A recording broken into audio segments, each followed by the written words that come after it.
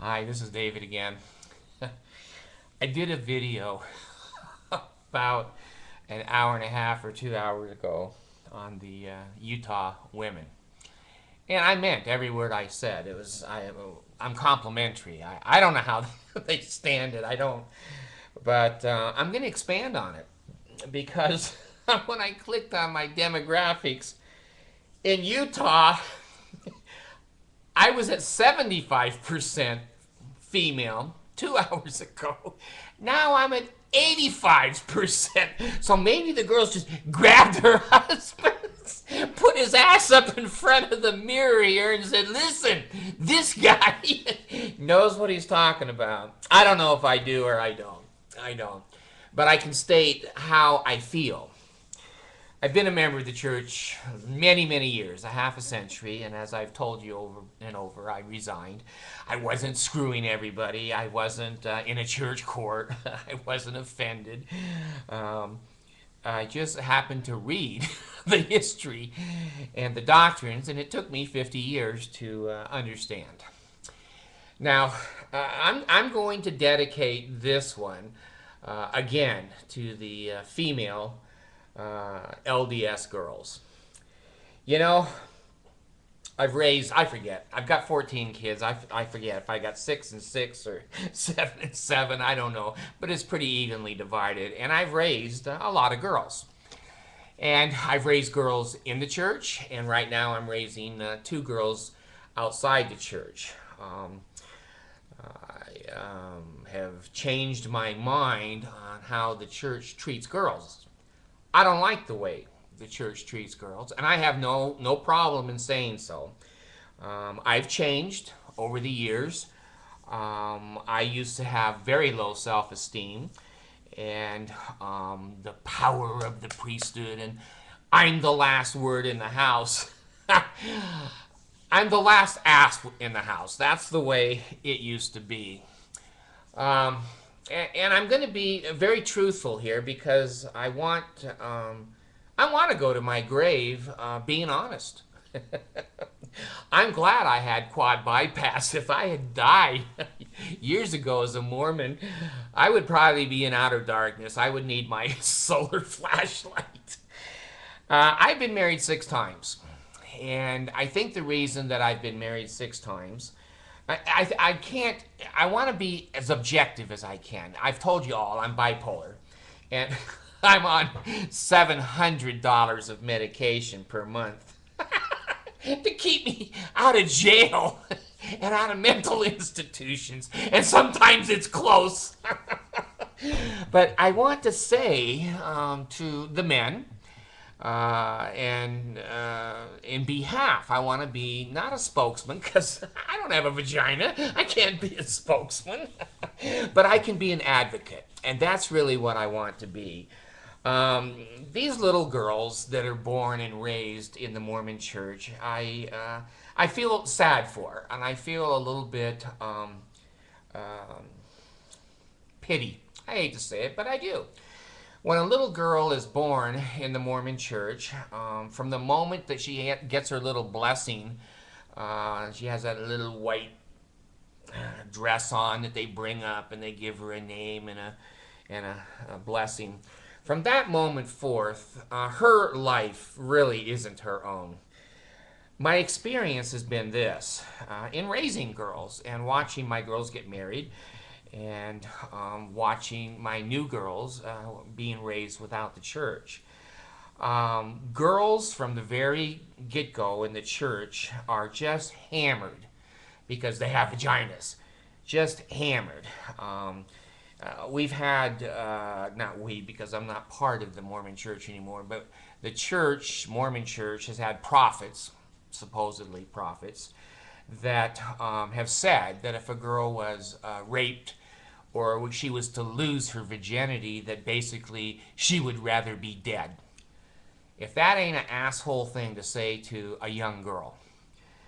Things happen as people grow up. And not every LDS girl is a virgin when she gets married any more than every LDS boy is a virgin. But the church puts more than reasonable pressure on these little girls. Now, my experience has been that, and again, I'm talking over 50 years in raising kids. My girls, right up to about 4 years old, they want daddy to take a bath with them, and they don't need privacy, and they'll run down the house naked and whatever. And right about 5, they're gonna say, well, maybe some privacy. They may not say that, but the parents should know that they need some privacy. Now, this is natural maturation in families. I still have a 9-year-old that won't close the door when she goes to the bathroom. She comes from a country that she was terrorized in, the Philippines, and she'll close one bathroom door but not the other one. And she does take her showers alone, of course, and goes to the bathroom alone. But this maturation in girls in the Mormon church is abnormal. It's just abnormal. My girls have a 13-year-old, and she has had her period since she was 10. And in our house now, it's very different than a Mormon house. My girls know. My little 9-year-old said to me the other day, Dad, when am I going to start my period? And I said, well, you'll be, if you're like your sister, 10 or 11. And, my 13-year-old will talk about, Dad, I'm having my period. That's why I'm throwing shit. And acting like a fool. Like, okay. And that's all men can say. Okay? What can we say? Stop your period. We can't say that. So, she's trying different female products and whatever. So we don't have, in our family, our girls growing up terrorized of boys and their penises, and terrorized of their own bodies, and terrorized that something will go wrong, and then she's going to be, we call it these days, a lipped cupcake. Someone just licked the cupcake and no one wants it anymore. Well, I hate to say it, but the damn Mormon men foster that feeling of unworthiness, and that feeling of being dirty and being a whore and being, an undesirable person, because she's grown up just like the boys, and she may be interested in sex. I just think the way these girls are raised makes them a little abnormal in the sexual area, and in their self-esteem area is definitely abnormal. My girls now are raised where they can talk about periods or masturbation, or they can talk about dresses that they want, or certain sporting equipment, and what the boys they pulled my hair, Dad, at 7th grade. They pulled my hair. I go, honey, that's how the boys are saying I'm interested, but I'm stupid. I don't know what to do to get your attention, so I'll just pull on your hair. And I had my other one, my older one, come to me a couple of, I forget, it's been a year or two maybe, and she said, Dad, you run around the house in your underwear, can I? And I said, hey, I don't care. If you want to run around the house in your underwear, that's okay. Well, the next day, after I thought about it overnight, I went to her and I said, honey, you're getting to an age where you don't need to be running anywhere in your underwear. She said, well, I don't understand. I said, honey, I know you don't understand. And it will take a year or two for your brain to catch up with your body. But you have to know that boys are always interested in girls, and they're usually interested. They used to say one thing, but because girls have 2 boobs now, they're interested in 3 things. And so I've had to direct them and her in what's appropriate. They're not all hung up on, the devil's gonna get me and I'm gonna be a lit cupcake. I've been very straight with my girls, even when they're very, very young. I had them arguing with me, it's been a year, and saying, Dad, we can't be outside after dark, and the other kids can go play after dark. And I finally sat them both down, and I said, listen, I'm going to tell you why you can't play after dark, and why you have to call me every time you move positions in the community. When it's dark, people do things in the dark that ordinarily they may not do in the daylight. and both of you have vaginas. And every boy in the world is interested in your vagina. And basically, if you go out, someone can jump out from behind a tree or under a bush or drag you in a car, and they're going to try to put their penises in you. And they both looked at each other, and then they looked at me, and they said, okay. And I have never had them say another word. They are always home by dark.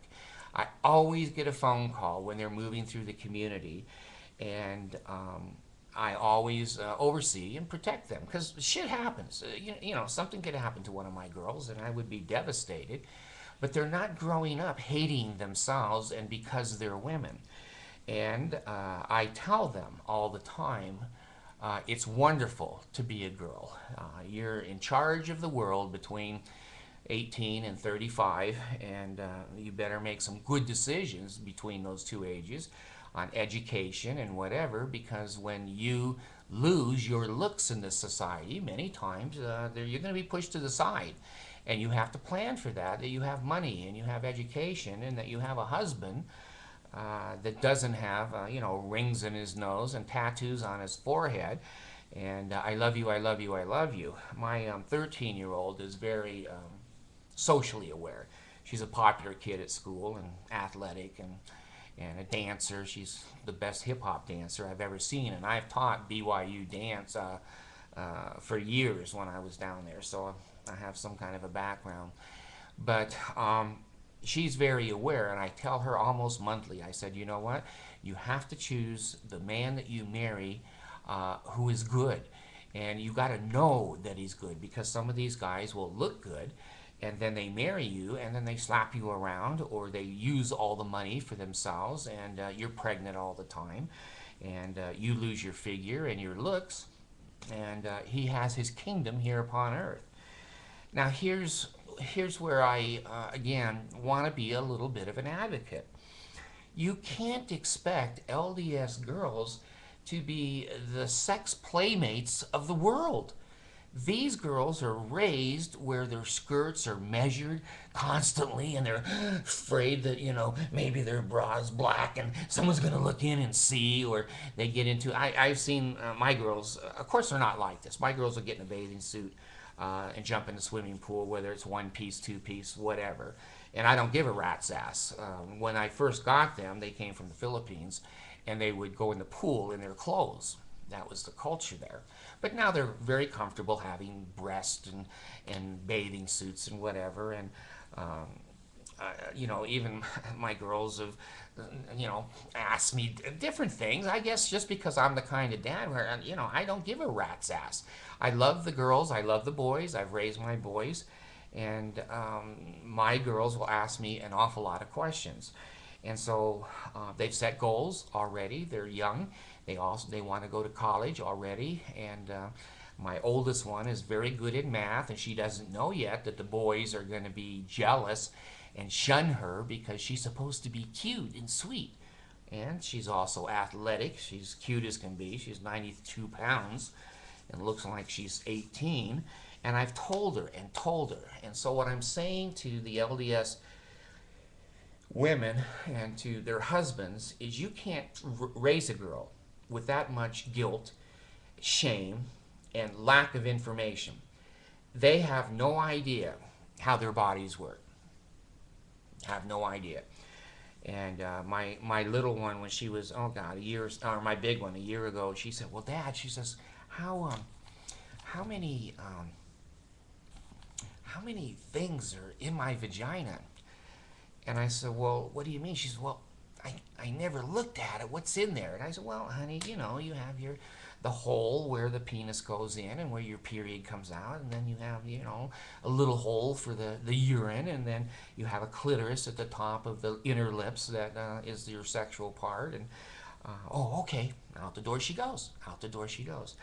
I'm going to bet you that most LDS girls are not going to ask those questions of their fathers. Their fathers are generally hung up on sex. They don't know how to raise a girl. They start to move away. Now, my 13-year-old now, she'll come and give me a hug, and she'll give me kiss on the forehead, and she'll let me give her kisses on the forehead, and the affection is there. A lot of LDS fathers will not give their daughters affection. And science and sociology has proven that if a girl does not get affection from her father while she's growing through those teen years, that basically she will marry the first man that comes along and hugs her. And usually that's a mistake.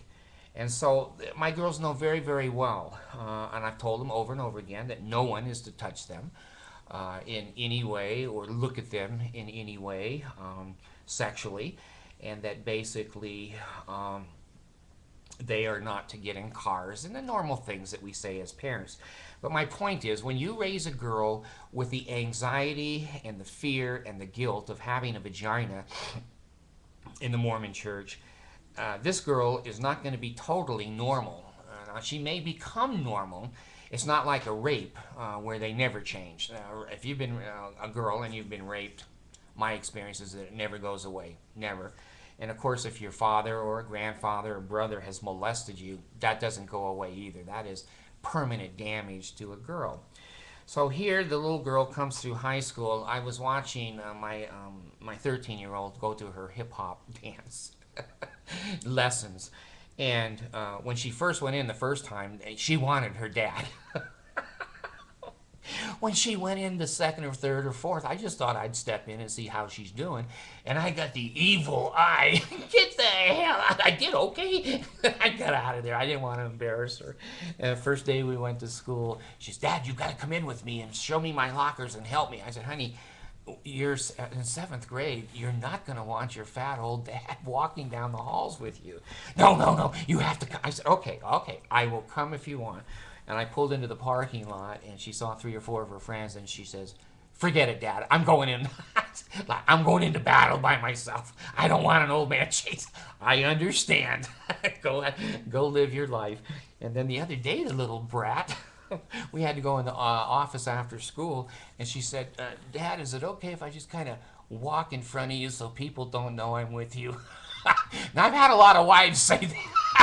And I go, sure, it's like the Navajo Indian, but usually it's the woman that has to walk back 10 paces behind the man because the man is the priesthood holder and he's the hunter. So I'm saying that if you raise your girls, and if your wife is one of those girls, she's going to be raised with those hang-ups. And she's going to be raised with a lot of guilt.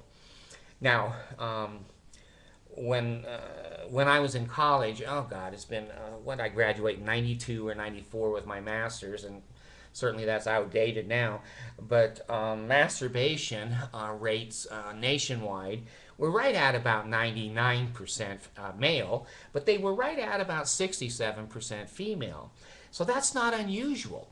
But boy, a lot of these LDS women, if they ever said to their husband, I masturbated. I mean, that's a confession for the bishop, which, oh my God, he'll say, well, how often? And what cream did you use or whatever? Jeez, sick stuff. But these poor little girls come through that system. And the way they wear their hair, when they can date, when they can have makeup, how long their dresses have to be, and there's times that they're not allowed to wear shorts, most of the time.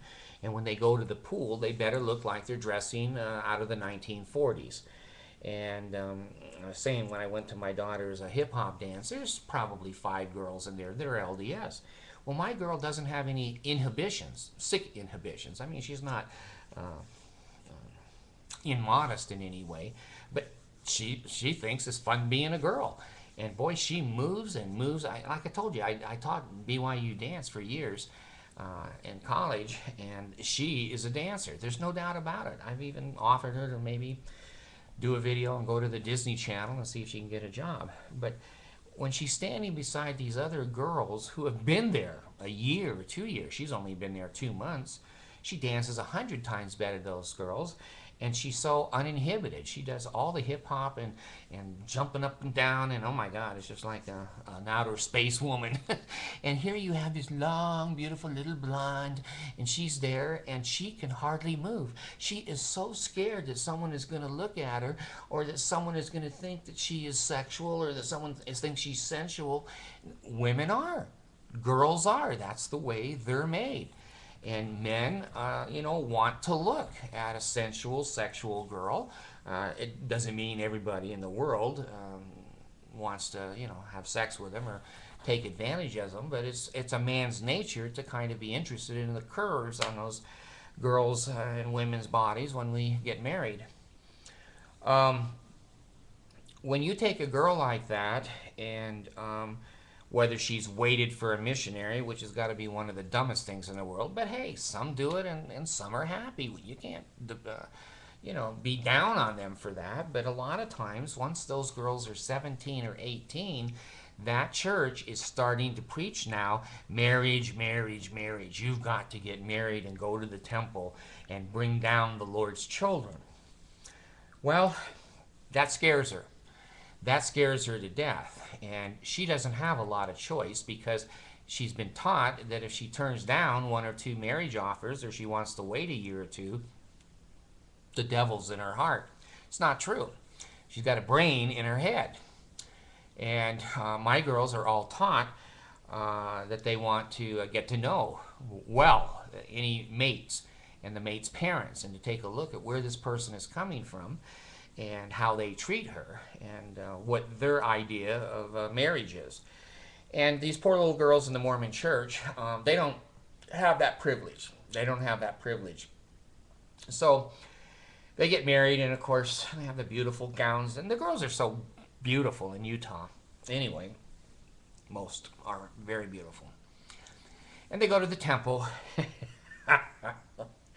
and if the temple isn't the crowning glory of the curse of having a vagina, I don't know what is. They have to, in the true order of prayer, they have to cover their faces like they are ugly.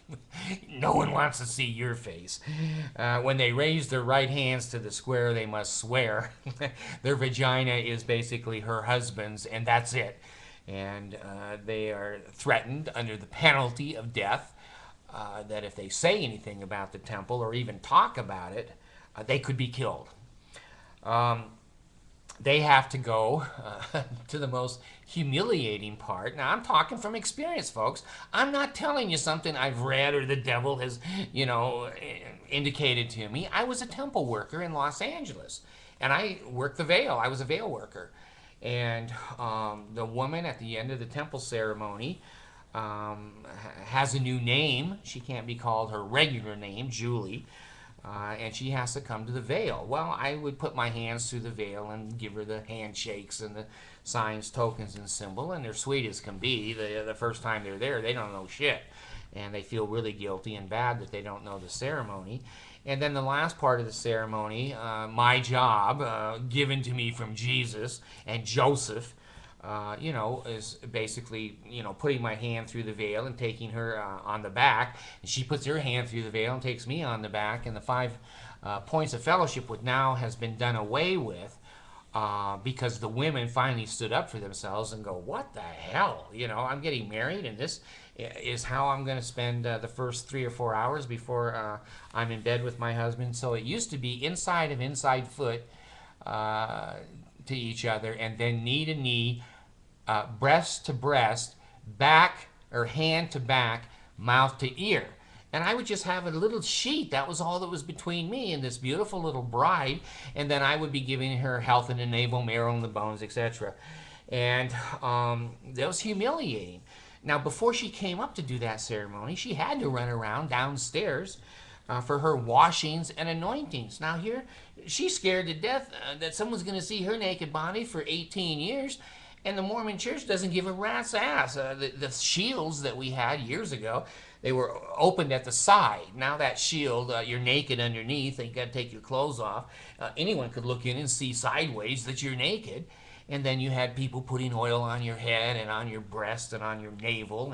And these girls are 18, 19, 20 years old, and no one has ever touched them, and they're just fearful. And they're traumatized that way. Then they go upstairs and they get me at the Vale. Now, she goes to her reception, and that's kind of fun for a girl, and have all of her friends there and pictures, and she's kind of the queen of the ball, and that's a wonderful feeling. Well, as soon as that's over, now it's time to get her clothes off. Now, is this awkward shit or is this awkward shit? She's never been naked ever in front of anybody, including girls and mother and girlfriends. And oh Lord, wouldn't it be the end of the world? Most girls try to plan their wedding so they're not on their period. How's that going to go with a new husband?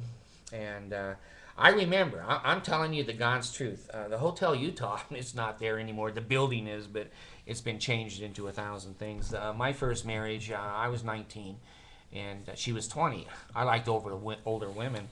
And we got to the Hotel Utah, and we got in bed, and of course I got naked in the bathroom and she got naked, and then we turned the lights out and ran to the bed and got into the bed, and she went crazy. This one just went totally crazy. I felt like I was being raped, and I kept screaming, "Do it again." No. I'm just saying, this poor little LDS girl that was raised on a farm in central Utah, she just went crazy. And I was really taken back. I thought, good Lord, this girl should have been having sex 5 or 6 years ago. But what happens in the Mormon relationship is that basically neither partner have too much experience, if any at all. And the man, because he's the priesthood holder, and he's the one that makes the final decision. So if you're talking about oral sex, he makes the final decision. And as a woman, you go, well, I don't really like that. And he has no respect for that. He goes, hey, I was a missionary. I'm head of this house now. And you're going to lay there and you're going to do these things. That's not fair. That's not fair. Now, from a person who's been married 6 times, every girl is different. There's no doubt in the world. Mentally, physically, emotionally, spiritually. And it's a man's job to learn his partner's likes and dislikes and to respect them. And when a priesthood holder, or the man, is 100% decision maker, that's not fair to the girl. And to intimidate them into doing things they don't want to do is like molesting a child. Homie, don't play that. And I feel sorry for the LDS girls, because they've been raised their whole lives to be afraid of their bodies, their feelings, their emotions, their sexuality. And then suddenly they go to the temple, and now they got garments hanging on them, which looks like shit. She's not that beautiful anymore. And when she takes her garments off, she goes, gee, now, I'm going to get screwed. I'm really a bad girl. And all of these hang-ups stay with these girls, and some of them go to the grave with it. So you can't expect a girl to come up in that kind of a cultural cult environment and be, anywhere near sexually interesting. She's just scared to death, and she may be scared to death for years. It may be 3 years, 5 years, 10. And after the kids start coming, her vagina punishes her again with childbirth and the pain. I've seen most of my kids. I have 14 kids. I've seen most of them born, and I don't know how women do it. Something like that was coming out of my penis, I just say, let me die. But anyway, the girls do it, and within minutes, they're holding a crying baby and say, I'd like another one. I go, are you out of your mind? Now, here's the other problem with the LDS girls. Sure, they've got a good life between, 18 and 25, 27. They're cute. They've got their figure still. Their boobs aren't hanging down to their knees, and their ass still can get into a bucket seat of a car. Well, the men again here are saying, this is the beginning of my kingdom. The more children that pop out of your uterus, the more power I'll have. Well, what's a poor girl to say? If she says, I want birth control, or could we just wait a couple of years between? No, I'm the man. I've got the penis, and he and I have decided, since I have the final decision, you'll be laying down tonight, and I will be making you glad you're a woman. Well, she's not glad she's a woman. She's now being taken advantage of that way. Well, by the time she's turning 29, 33, she can't possibly get into her pants anymore.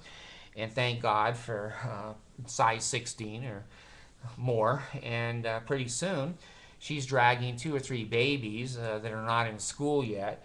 She's 70 pounds overweight, and she's starting to feel used, and she's starting to feel abused. And the truth is, she was. Now, what do you do? Which kid do you give back? Which kid do you just not feed? Who do you hate? The husband? The kids? I mean, now you're in a psychological dilemma. You're trapped, and you've got nowhere to go. You've got no education. You quit your school to get married and to bring in the Lord's children. Well, you know what? Someone needs to tell all the girls. There's a lot of girls to bring in the Lord's Spirit. You don't have to ruin your body. You don't have to become ugly and mean and hateful. The fat ass girls all hang together themselves and pretend that they don't see each other's fat ass. They're pushing a stroller with 3 kids in it and 2 more dragging behind in the snow. And she has a little bit of status between, 23 and 28, but pretty soon her brain turns on and she goes, what the hell have I done? And the diapers at home and the constant getting up at night and sick kids. God, I've had 2 sick girls here in the last week, and I sat up all night with both of them. And but I don't have to go to work, and when I wake up in the morning, there's no babies to feed, there's no babies to change. These poor LDS women have kids to get off to school, one in bed sick, the baby crying upstairs, and the homework wasn't done by the 7-year-old. And of course, that's a dad's fault, right? That's mom's fault. And she's supposed to get him breakfast for everybody and her husband and getting him out the door because she just ironed his shirt, his tie. And, this is a robot slave. And if she can't do all those things and get her Sunday school lesson prepared and or get her out on her Relief Society assignment or visiting teaching, these poor girls, no wonder they're addicted to drugs. Prescription drugs, Utah's #1. No wonder they're #3 in child abuse. There's times, and every one of us as a parent, we'd like to really slap the kid or spank him or whatever. And some Utah parents do, and some parents in Idaho and Washington and Florida, they do too, but they're not in the abuse category of #3 in the nation. So I want to be an advocate. If you're married to one of these Utah girls, please understand how they were raised, where they came from. They hate themselves.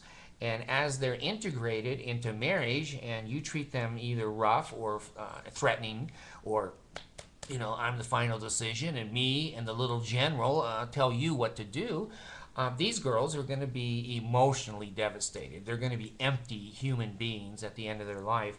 My little wife, I've told, because, it took me 5 divorces to figure out how to treat a woman. Now my wife owns all the property and all the cars, and she wanted to go out with her friends. I never say a word. I say, hey, you've got new cars and friends, and please go out and go to the movies alone with your friends or go to their parties or picnics. I don't have to be there. You have your freedom. The girl has got credit and money up the kazoo, and I say, spend it. You've worked for it, earn it. And you did earn it. Go ahead and spend it. And she wanted to take some college language classes. Fine. So Monday and Wednesday night, I don't see her. I watch the kids. She works all day, and I'm the caretaker, so I take the kids to school, bring them home, help them with the homework. She still does some homework with the kids. So I just want to be an advocate of a man who has been married to some very nice women. They have their flaws and their characteristics that we didn't get along. And when a girl is raised in the Mormon church and a girl is continually inundated in a Mormon marriage, don't treat her like she was treated when she was a child. Be respectful, be kind, You know, they're not going to look at 35 or 40 the way they did when they were 18. And you know what? We don't either. We don't either. And so don't take advantage of them, and treat them properly, and understand where they're coming from. They were raised in a cult to hate their vaginas and hate their bodies. And if they ever thought anything sexual or ever got wet, you know, it's the devil. It's the devil. And, you know, their bishop's asking them if they masturbate. You know, it goes on and on. It goes, and no strapless dresses, no braless. No, your clothes have to cover your garments. Good Lord. It's like you're a walking, contagious human being a female in the Mormon church. And I just want to be a voice. It's coming from a man. I don't know what it's like to feel like a woman, but I do see the difference in my families. My two girls now, they're not hung up on anything, but they do come in at night, and they do, you know, when they go babysitting, they're aware of someone that they're babysitting for can come home drunk and try to, you know, take advantage of them. They know life, but they are proud to be females, and proud that they have those powers and those abilities of a female, and they appreciate men. They don't hate men. But please, when you raise your girls, let them be girls. Let them be girls. They love to chatter and talk. And take a 3-year-old in a store. She loves to shop. She loves to. I don't know. I don't know. Is that the way you know, your God made them? I don't know.